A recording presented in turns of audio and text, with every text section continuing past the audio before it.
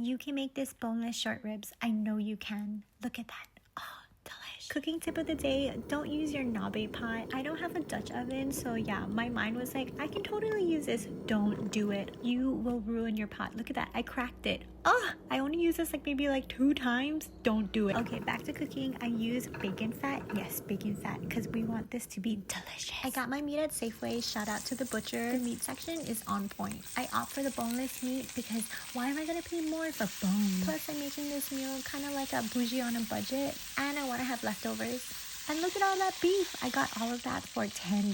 This is my first time making short ribs, and it's so easy. Yes, it takes about 2 to 4 hours to make, but hey, it's so worth it. If you're wondering if I'm cooking outside, yes, I am. Is that an Asian thing? Back to cooking. So after you're done searing your meat, you're gonna take it out of the pot, and then you're gonna throw in your veggies. Here I have carrots and onions. Ooh, and shallots. Some people add celery, but not me. Let that saute, and then I add the garlic. Then stir, stir, stir, and that's when I realized I ruined my pot. Good thing I noticed, because then I would have just threw that beet inside the oven. I would have been more mad because I'm pretty sure it would have cracked in there. And that totally would have been a fail.